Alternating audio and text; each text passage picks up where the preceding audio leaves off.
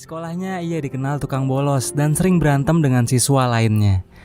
Meskipun ia anak sangat malas dan demen banget bikin keributan di sekolah, namun ia memiliki bakat di bidang olahraga renang. Suatu hari di depan sekolah, Zhao sedang terlibat perkelahian dengan siswa-siswa lainnya. Di saat bersamaan muncul seorang gadis cuek yang merupakan anak pindahan dari sekolah lain. Melihat kecantikannya, Zhao terpana. Gadis cantik itu pun masuk ke dalam kantor sekolah, bersamaan dengan Zhao yang juga dipanggil ke sana oleh guru untuk dimarahi. Siswi pindahan itu bernama Yongxi. Sejak dari pertemuan itu, Zhao langsung jatuh hati padanya, serta ngajak kenalan. Namun Yongxi masih cuek.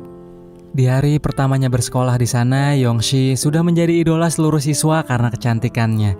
Bahkan beberapa siswa sengaja usil kepada Yongxi hanya untuk mendapatkan perhatiannya. Dan anak yang selalu usil itu bernama Sayu, siswa yang paling berprestasi di bidang olahraga renang. Bahkan karena sering memenangkan kompetisi renang antar sekolah, sampai-sampai Sayu dijuluki ikan hiu oleh teman-temannya. Melihat Yongxi terus diganggu dan digoda oleh Sayu, Zhao menjadi kesal dan kembali berkelahi dengan Sayu.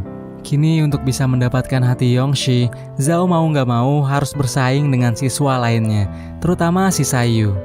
Untungnya Yongxi ditempatkan sekelas dengan Zhao, sehingga bisa lebih mudah baginya mendekati Yongxi. Ditambah lagi di sekolah, mereka berdua memiliki kesamaan, yaitu sama-sama tukang bolos saat jam pelajaran. Saat bolos pelajaran di tempat jajan, Zhao memanfaatkan momen itu untuk bisa kenal Yongxi lebih jauh. Meski mereka memiliki kesamaan yang gak baik, namun Yongxi bilang dirinya sangat membenci orang-orang yang suka berkelahi untuk menyelesaikan masalah. Mendengar cewek yang ditaksirnya ngomong gitu, Zhao pun mendadak kalem di depan musuhnya, Sayu dan teman-temannya. Namun melihat Zhao dekat dengan Yongxi, Sayu jadi tidak senang hati dan terus mengganggu mereka berdua. Di pinggir pantai, Yongxi menggambar sketsa wajah Zhao semirip mungkin. Setelah selesai, ia menunjukkan hasilnya pada Zhao, dan Zhao begitu senang. Setelah itu Zhao bilang kalau besok dan seterusnya ia ingin pulang bareng Yongxi. Yongxi memperbolehkannya. Tapi pas mau pulang dari pantai, tiba-tiba Yongxi melihat mobil ayahnya melintas di pinggir jalan, yang membuatnya ketakutan, sehingga langsung menyembunyikan diri di balik badan Zhao. Keesokan harinya Yongxi tidak masuk sekolah. Malamnya Zhao mendatangi rumah Yongxi untuk mengetahui alasannya. Setibanya di depan rumah Yongxi, sedang ramai orang berkumpul dan bergosip tentang orang tuanya. Ternyata Yongxi dan ibunya selama ini selalu pindah dari kontrakan ke kontrakan lain untuk menghindari ayahnya yang tukang mabuk dan selalu kasar saat mabuk. Melihat ada Zhao di situ, Yongxi jadi malu dengan kondisi keluarganya yang jadi bahan omongan orang.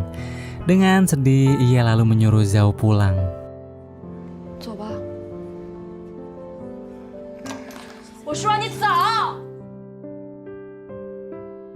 Yongxi dan ibunya terpaksa harus mencari tempat tinggal lagi untuk menjauh dari ayahnya. Ia kemudian menelpon Zhao untuk meminta maaf atas kejadian sebelumnya dan berterima kasih karena walau cuma sebentar dapat mengenal Zhao, namun ia senang Zhao pernah membelanya di kelas. Setelah itu Yongxi pamit tanpa bilang tujuannya mau pergi kemana.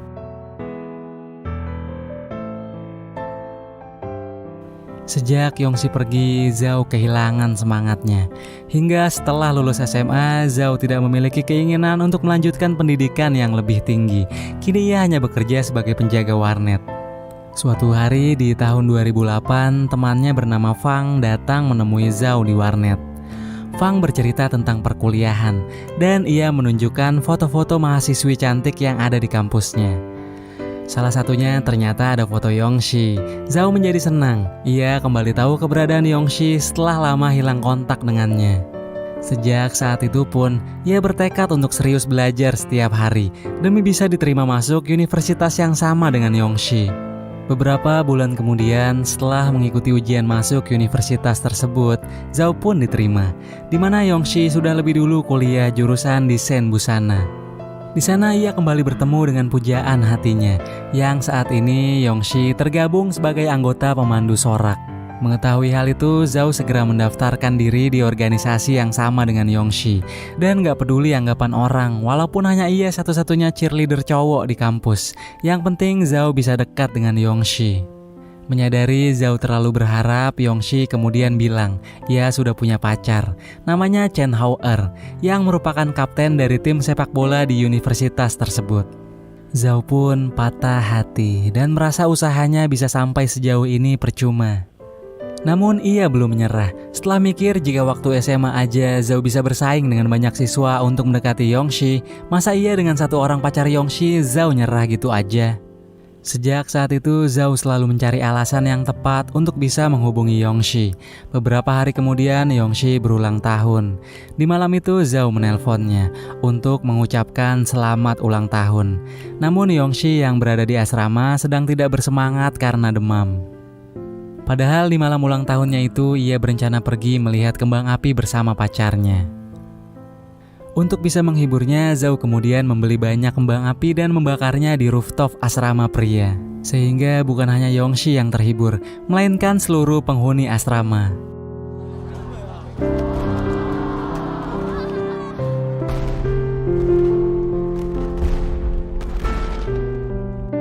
Suatu hari Zhao melihat dengan mata kepalanya kalau pacar Yongshi selingkuh. Lalu saat ada pertandingan sepak bola yang diikuti Chen Hao-er, Zhao mengatakan apa yang ia lihat kepada Yongshi, bahwa Chen Hao-er memiliki wanita lain dan saat ini sengaja ingin kalah di pertandingan agar bisa pergi liburan bersama selingkuhannya. Namun Yongshi tidak percaya dengan kata-kata Zhao yang terkesan hanya ingin menghancurkan hubungannya. Karena tidak tahu apa yang harus ia lakukan lagi, Zhao pun memaksa-maksa untuk ikut main di pertandingan tersebut. Dan karena Chen Hao-er berniat kalah di pertandingan itu, maka ia mengizinkan orang luar yang bukan berasal dari tim sepak bola seperti Zhao bermain. Zhao berusaha memenangkan pertandingan. Akhirnya ia mencetak gol penentu kemenangan dan membawa tim Chen Hao-er ke babak selanjutnya. Selesai pertandingan, Zhao langsung memukul wajah Chen Hao-er, sekaligus mengingkari janjinya kepada Yongshi untuk tidak berkelahi. Yongshi pun turun ke lapangan mengkhawatirkan kondisi Chen Hao-er. Dari situ Zhao sadar, meskipun ia bisa memenangkan pertandingan, namun ia tidak bisa memenangkan hati Yongshi. Dan sejak saat itu juga Yongshi tidak pernah lagi mau berbicara dengannya. Hingga tahun demi tahun berganti, seiring dengan waktu yang terus berjalan, Zhao akhirnya menemukan pengganti Yongshi. Pacarnya itu bernama Xiao Hui, gadis baik-baik yang berasal dari keluarga kaya. Tahun ini adalah tahun 2015, di mana Zhao sudah menjadi atlet renang profesional. Saat Zhao lagi berangkat menuju tempat latihan renang, di tengah jalan ia melihat lagi sosok pujaan hatinya di masa lalu, Yongshi, di mana Yongshi sedang melakukan proses syuting iklan. Mereka berdua akhirnya saling menyapa dan melupakan kejadian di masa lalu. Saat pergi minum bersama, Yongshi menceritakan dirinya saat ini bekerja sebagai model freelance, serta ia juga bilang kalau hubungannya dengan Chen Hao-er sudah lama berakhir. Di tengah obrolan mereka, tak lama kemudian Zhao mendapat voice note dari pacarnya yang ngajak Zhao untuk jalan besok. Namun besok di hari yang sama, Yongshi juga bilang dirinya ada tawaran syuting iklan lagi di suatu tempat. Mendengar hal itu, Zhao tidak ingin menyia-nyiakan kesempatan di depan matanya. Dengan cepat ia langsung menawarkan bantuan kepada wanita yang sudah lama menjadi incarannya. Sehingga esok hari, ia lebih memilih jalan dengan Yongshi ketimbang sama ajakan pacarnya. Di tengah perjalanan menuju lokasi syuting, sutradara tiba-tiba menelpon Yongshi dan meminta maaf karena ada model lain yang telah menggantikan Yongshi. Mendengar kabar itu, Yongshi terlihat begitu kecewa. Tak ingin pujaan hatinya larut dalam kekecewaan, Zhao lalu membawanya ke pinggir pantai, tempat di mana mereka pernah menghabiskan waktu bersama saat masih SMA. Di sana Yongshi melampiaskan kekecewaannya dengan teriak sekencang-kencangnya memaki-maki nama si sutradara. Setelah cukup puas, ia lalu melanjutkan kebersamaannya dengan Zhao untuk menghirup udara segar lautan dan memandangi langit cerah. Beberapa waktu kemudian, dalam waktu dekat ini, Zhao akan mengikuti kompetisi renang. Ia sudah menyiapkan tiket untuk Yongshi, karena saat pertandingan renang nanti, Zhao mau orang yang dicintainya itu datang memberikan dukungan. Hingga tiba hari di mana Zhao akan bertanding. Namun di hari itu, badai hujan turun dan menerjang kota tersebut. Jelang beberapa saat sebelum pertandingan renang dimulai, badai belum juga berhenti. Dan Yongshi masih dalam perjalanan menuju lokasi.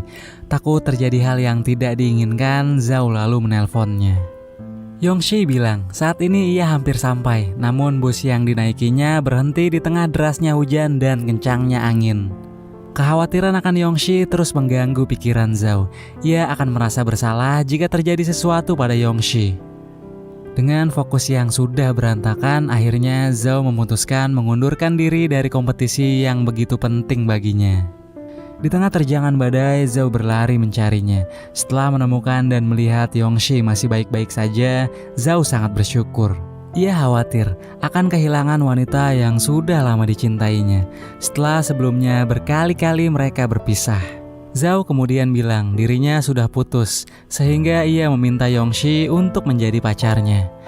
Namun Yongshi yang merasa waktunya kurang tepat, lalu memilih untuk tidak menjawab. Ia meminta Zhao kembali ke arena, karena kompetisi saat ini jauh lebih penting ketimbang memikirkan dirinya. Saat Yongshi melangkah pergi untuk berteduh, sebuah benda berat terlepas tepat di atasnya. Zhao menyelamatkannya. Demi menyelamatkan Yongshi, Zhao pun harus menanggung resiko cedera. Karena kejadian itu, Zhao harus dirawat. Setelah pengorbanan demi pengorbanan dilakukan Zhao, Yongshi akhirnya menerima cinta Zhao. Dan dengan setia, ia terus menemani sampai Zhao diperbolehkan pulang. Setelah Zhao selesai menjalani perawatan, beberapa bulan kemudian, tepatnya di bulan September 2015, Yongshi mendapat kabar bahagia, yaitu dirinya diterima bekerja sebagai desainer busana di salah satu perusahaan. Mimpi yang sudah lama diharapkan Yongshi kini dapat terwujud. Sementara itu, sambil menjalani masa pemulihan cederanya, Zhao menerima tawaran menjadi pelatih renang. Dari waktu ke waktu, banyak momen yang mereka lalui bersama, hingga 1 tahun berlalu begitu cepat. Hubungan keduanya pun menginjak ke fase yang lebih serius. Di depan toko busana pengantin, Yongshi membuka kotak berisi 2 cincin yang sudah disiapkannya. Ia lalu meminta Zhao memasangkan cincin itu di jari manisnya, dan 1 lagi di jari manis Zhao. Meski belum sampai ke tahap pernikahan, namun hari itu menjadi momen terbaik bagi mereka berdua, di mana hari itu mereka saling berjanji untuk selalu bersama. 2 tahun lamanya mereka tidak pernah melepas cincin tersebut. Di tahun 2017, Zhao ke rumah sakit untuk mengetahui perkembangan cedera di bahunya. Setelah menunggu hasil ronsen, dokter yang memeriksanya pun menyatakan cedera yang dialami Zhao tidak mungkin lagi bisa pulih total.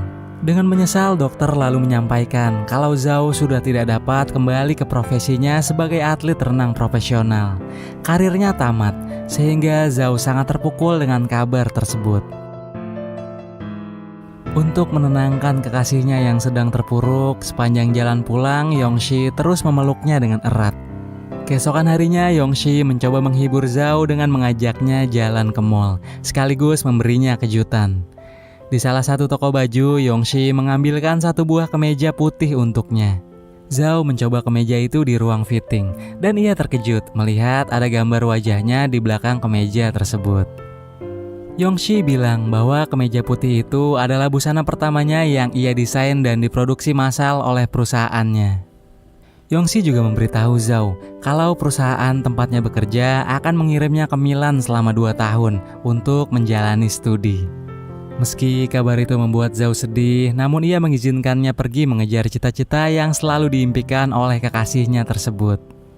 Semenjak cobaan demi cobaan dialami Zhao, ia jadi memiliki kebiasaan buruk. Dari mulai sering marah-marah hingga menjadi pemabuk seperti sekarang ini. Bahkan saat Fang mengadakan acara reunian, Zhao membuat masalah di sana. Ia banyak menghabiskan bergelas-gelas minuman, padahal sudah mabuk.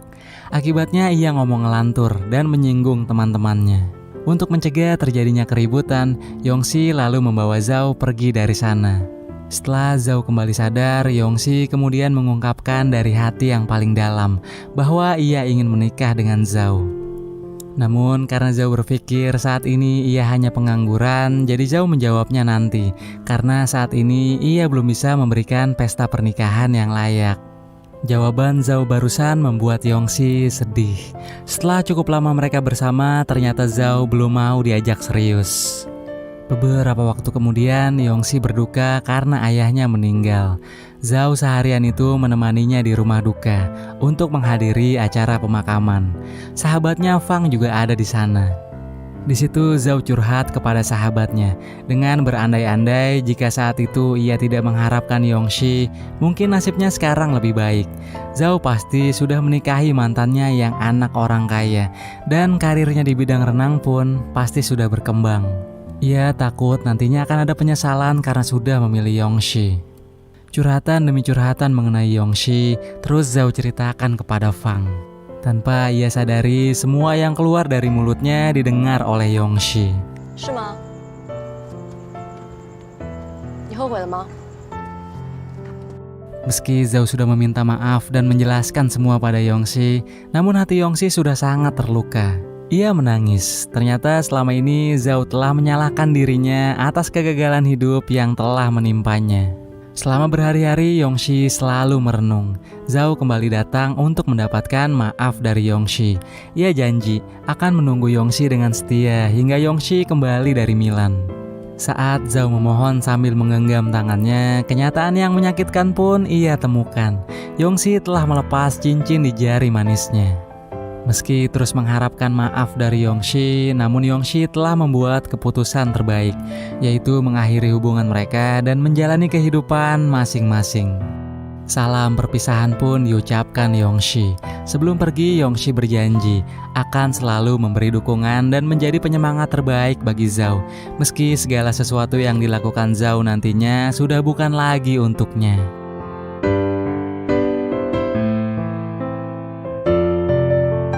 Kini Zhao menjalani hari-harinya tanpa Yongxi dengan penuh kesedihan, rasa kecewa, dan penyesalan. Bulan demi bulan, Zhao selalu melewati tiap detiknya dengan penuh perjuangan yang berat. Saat jauh di kota Milan, Yongxi sempat mengungkapkan isi hatinya melalui surat yang ia kirimkan. Di tahun 2021, kini ia telah menjadi seorang guru renang di sebuah sekolah. Di tahun yang sama, Yongxi juga sudah pulang dari Milan. Sebuah surat undangan pernikahan Yongxi dengan pria lain pun diterima Zhao. Hingga tiba di hari pernikahan itu, di mana Yongxi begitu cantik dengan balutan gaun pengantinnya. Saat mendapat waktu untuk bicara empat mata, Zhao menyampaikan rasa terima kasih kepada wanita yang sudah 15 tahun ia kenal itu, yang telah merubah dirinya dari semula bocah naif, malas, dan tukang berkelahi menjadi anak yang memiliki tujuan hidup, impian, dan masa muda yang tak pernah ia lupakan dalam hidupnya. Baik sedih, senang, suka maupun duka, semua sudah Zhao rasakan saat bersama Yongxi. Kini di hari bahagianya, tentu ia juga ingin melihat kebahagiaan wanita yang pernah menjadi bagian hidupnya tersebut. Meski pada akhirnya Yongxi menjadi milik orang lain, namun dari lubuk hati yang paling dalam, Zhao ikhlas dan bisa tersenyum.